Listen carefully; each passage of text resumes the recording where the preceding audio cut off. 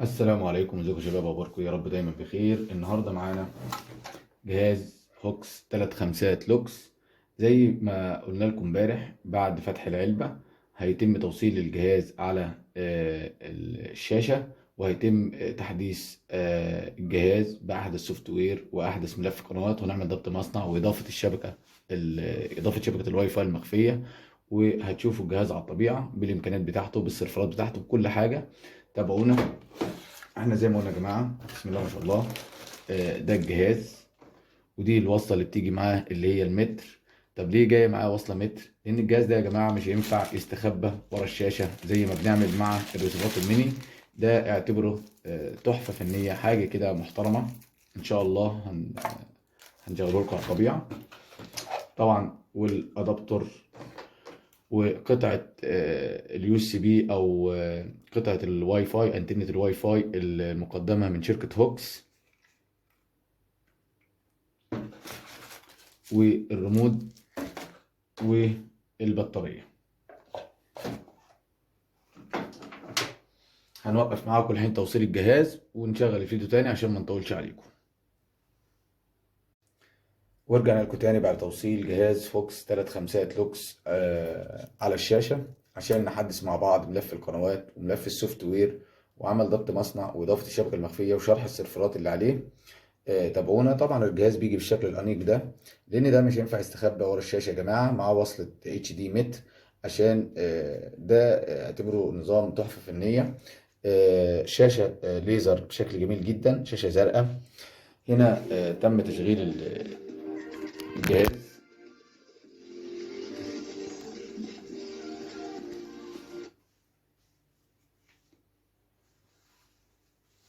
طبعا يا جماعة هو بالشكل ده. أول حاجة هنعملها، هندخل على المنيو.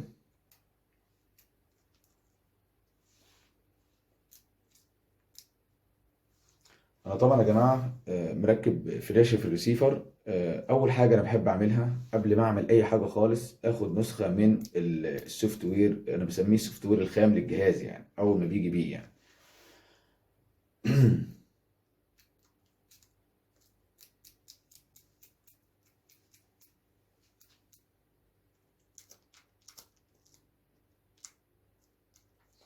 طب انا عامل فولدر هنا باسم هوكس 2021. طبعا دول 3 فولدرات بالثلاث اصدارات لاجهزه هوكس الجديده: هوكس 3 خمسات لوكس، هوكس 3 خمسات ايربودز، هوكس 3 خمسات جامبو. اول فولدر طبعا انا عامل فولدر هنا للهوكس لوكس 3 خمسات، اسمه سوفت الخام. فانا عشان اخد نسخه من السوفت وير قبل ما اعمل حاجه خالص، كاتب لي سيف فلاش بالاخضر ده. احنا هناخد نسخه من السوفت كامل اللي جاي مع الجهاز. هدوس اخضر من الريموت، هيعمل حفظ البيانات. خلاص هو كده خد نسخه من السوفت وير او الخام.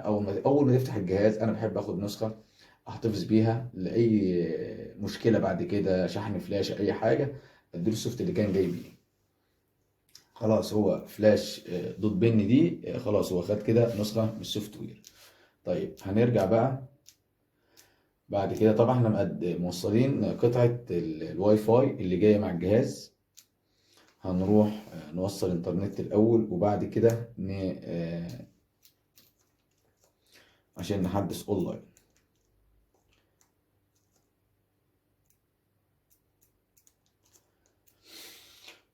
طيب يا جماعه هنا مش جايب لي اي شبكه واي فاي. انا طبعا عامل الشبكه المخفيه. طبعا الشبكه المخفيه طبعا بيقول لك اضافه يدويه، دوس اخضر. بتدوس اخضر بيجيب لك الاس اس اي دي اللي هي دي في الشبكه بتاعتك، انت مسميها ايه عندك.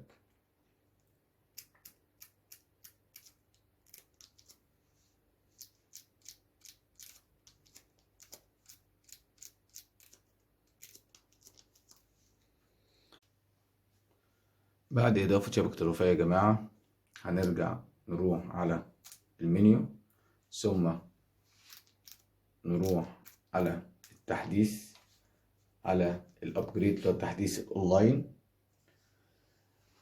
طبعا هو قالي بيقول لي هنا طبعا ان فيه نسخة انت على الفيرجن 11.04، فيه فيرجن 11.9.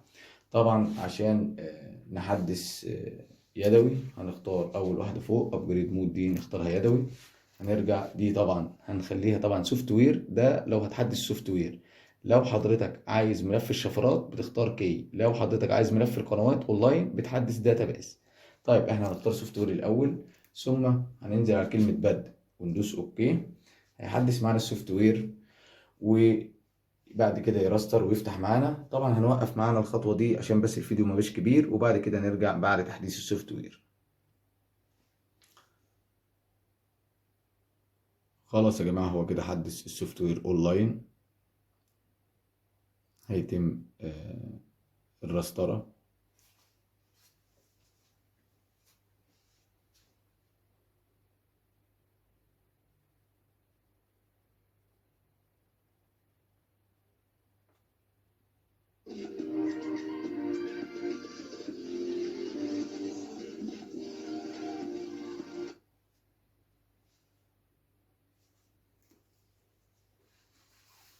طيب يا جماعة، هو بعد ما حدث اونلاين بيفتح لك على الواجهة دي. طبعا مفيش ملف قنوات. انت لو عندك ملف قنوات خاص بيك طبعا بتنزله عادي، بيقبل ملفات القنوات عادي، اللي هي أجهزة الهوكس ميكس او بياخد عادي اللي هو ال 2507 عادي، وال 1507 وال 1506 داكي عادي، بيقبل ملف القنوات.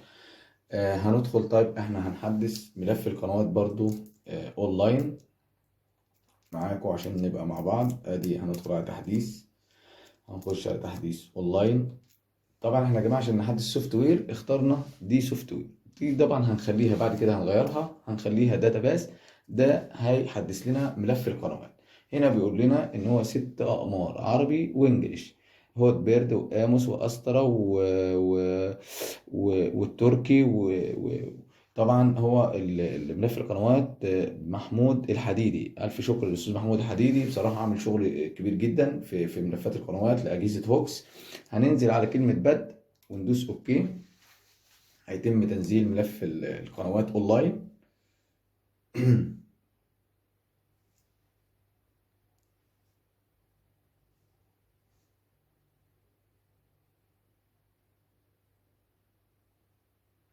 طبعا يا جماعة جهاز الهوكس 3 خمسات لوكس بيجي بمعالج 2507 ال، بيجي طبعا بفلاشة 8 ميجا، بيجي برامات 1 جيجا. طبعا الجهاز ده بيجي باتنين يو اس بي من الخلف، وبيجي بريموت بلوتوث مميز، وبيجي معاه فلاشة واي فاي هدية خارجية، بيجي معاه وصلة اتش دي اللي هي المتر اللي احنا قلنا عليها.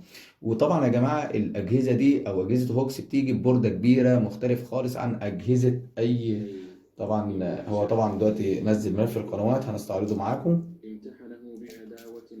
طبعا لو دوسنا سات من الريموت هيظهر لك الاقمار اللي هي نزلت معانا. نازل طبعا نايل سات عربي ونايل سات انجليزي واموس وهوت بيرد ويوتل سات واسترا طيب هنختار نايل سات انجلش.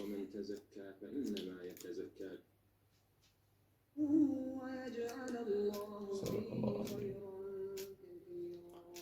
طيب يا جماعة، احنا نزلنا كده ملف القنوات ونزلنا ملف طبعا حدثنا الجهاز اونلاين احدث سوفت وير، وحدثنا ملف القنوات. هنروح طبعا على الوسائط المتعددة، هندخل عليها عشان نظهر، عشان حضرتك تظهر السيرفرات. هنا بتدوس من الريموت 2507، هنضغط 2507 بتظهر معانا قائمة السيرفرات زي كده. طبعا البقعة دي اللي هي الشفرات، الشيرنج، السي سي كام، الكلام ده كله، الديكيو كام، النشير برو، الريف كام. يعني اعتبروه ده يا جماعة سيرفر فور ايفر الصن بلاس ديك، يعني سيرفر جامد جدا، وهنستعرضه معاكم في الفيديوهات اللي بعد كده. الجلوبال شير، الجي شير بلس فيرجن 2، والهاها شير، والبالانس اوديو، دي سيرفرات الوسائط. طبعا يا جماعة الجهاز بيجي معاه بالنسبة للسيرفرات اللي هي الشيرنج، بيجي معاه 15 شهر اللي هو الريف كام الجزائري، وبيجي 15 شهر الجلوبال شير، وبيجي طبعا معاه 15 شهر لصوتيات الريف كام، و15 شهر صوتيات البالانس، و12 شهر صوتيات النوفا لو فعلت حضرتك الاي بي دي في النوفا بتاعه، لان بيجي معاه. هنروح على السيرفرات اللي هي الاي بي دي في، وهنستعرض معاكم برضو السيرفرات والمدد بتاعتها.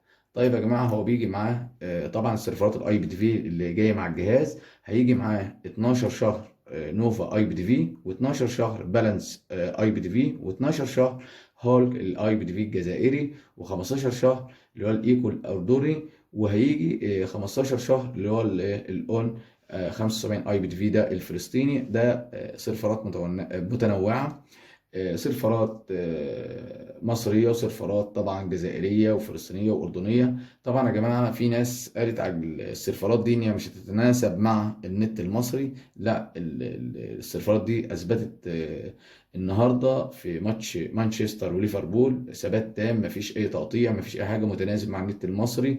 لو سمحتوا جربوا الجهاز الأول، وشوف حاجة على الطبيعة، وبعد كده اتكلم. قول الجهاز غالي، الجهاز مثلا لا ده بيقطع، ده فيه مشاكل، لو جربت. لكن ما تقولش كلام يعني مرسل. يعني ما تشوفش واحد بيقول لا كذا، يمكن يكون له مثلا أسباب شخصية، مثلا مش على الطبيعة، ومش ما جربش حاجة وتتكلم وراه. لا، انت جرب الأول، وبعد كده انت احكم بنفسك يعني. طبعا ده كان استعراض سريع للخدمات اللي هي على الاي بي دي في. طبعا يا جماعه، احنا هنشرح لكم طبعا ايقونه زي ما انتم عارفين. دي ايقونه التركيب اللي بتختار منها الترددات او البحث. لو عايز انت تبحث او عايز تضيف تردد والكلام ده كله، بتدخل هنا وتقدر تضيف التردد اللي انت عايزه، وتبحث على القمر اللي انت عايزه. طبعا دي الوسائط المتعدده اللي احنا لسه شارحينها، وقلنا السيرفرات اللي فيها. طبعا دي قائمه الاي بي تي في. هنا طبعا ده اليوتيوب يا جماعه، احدث نسخه من اليوتيوب.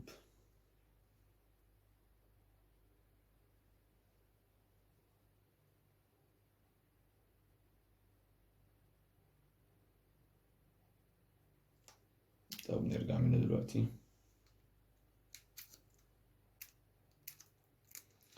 طبعا دي إدارة القنوات. حضرتك لو عايز تنقل قناة، عايز حضرتك تعمل قائمة مفضلة، بتدخل هنا كل حاجة انت بتحدد الحاجة اللي انت عايزها. ان كنت عايز تحركها بتدوس الزر الأصفر، بتحذفها بتدوس الزر الأخضر، عايز تغلقها، عايز تعمل لها إعادة تسمية. طبعا عندك كل حاجة مكتوب جنبها العلامة اللي انت هتدوس عليها، أصفر أو أخضر أو أصفر أو أزرق. طبعا ده الواي فاي يا جماعة، انت بتدخل عليه لو عايز تضيف شبكة، وزي ما قلنا لكم بتضيف الشبكة ازاي والكلام ده كله.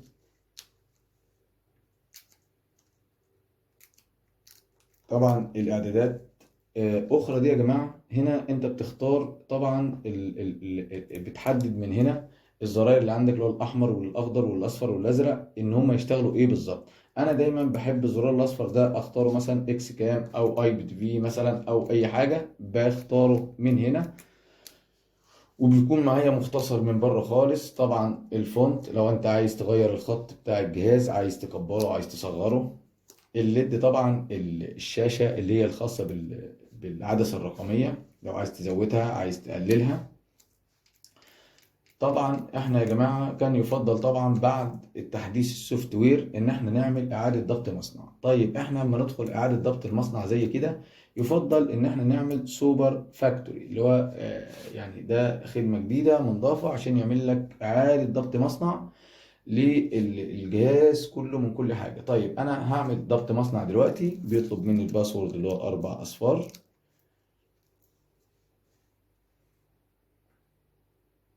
خلاص هو عمل ضبط مصنع. طبعا يا جماعة احنا بننصح الناس بعد ما يعمل سوفت وير ويحدث والكلام ده كله، يعمل ضبط مصنع عشان يتلاشى أي مشكلة. أنا بقى كنت نزلت لكم ملف القنوات أونلاين. أنا محتفظ بملف قنواتي أنا. فأنا هروح على تحديث، بعد كده بقى هدخل على الفلاشة اللي أنا مركبها، هروح على الفولدر اللي أنا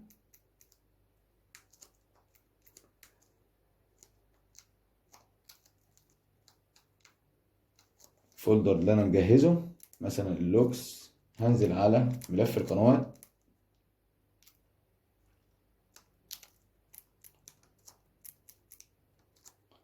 مجهز ملف القناه ده بتاعي يا جماعه. انتوا بتحدثوا اونلاين في ملفات قنوات، بس انا محتفظ بملف قنواتي. انا عندي 3 اقمار بس، فانا محتفظ بملف القناه ده وترتيبي انا انجليزي. فانا بحب بعد اي سوفت وير او اي تحديث والكلام ده كله انزل ملف قنواتي واشتغل بيه انا شخصيا يعني.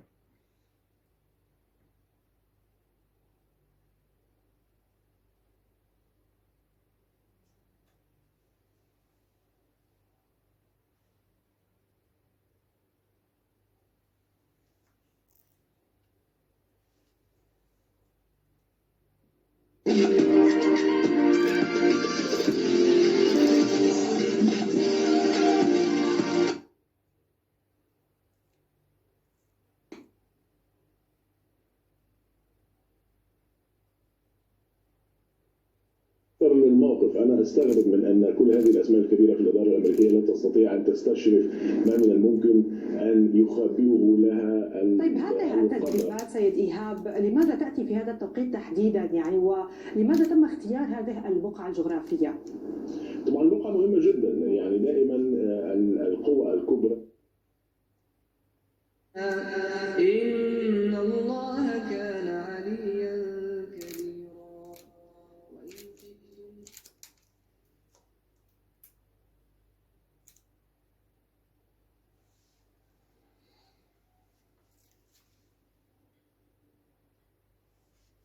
طب يا جماعه ده كان فتح سريع كده للكرتونة برضو مع عرض سوفت وير الجهاز والخدمات اللي عليه. كان شيرينج او اي بي دي في او تحديث السوفت وير اونلاين او تحديث ملف القناة اونلاين او اعادة ضبط مصنع. وبعد كده بننزل ملف القناة اليدوي. ان شاء الله على الجروب هتلاقوا احدث سوفت وير ان شاء الله هنرفعه، هتلاقوا احدث برضو ملف قنوات ان شاء الله. انا هاخد لكم نسخة من السوفت وير كامل بملف القنوات وارفعه على الجروب. وتابعونا ان شاء الله كل جديد على جروب هوكس الدعم الفني برعايه الباشمهندس عبد الحميد الفيل. وتابعونا على اليوتيوب على قناه رؤية دوت كوم. اسيبكم في امان الله، وما تنسوش اللايك او الشير، واي حاجه انتم محتاجينها يا ريت تكتبوها في الكومنتات وهيتم الرد عليكم ان شاء الله.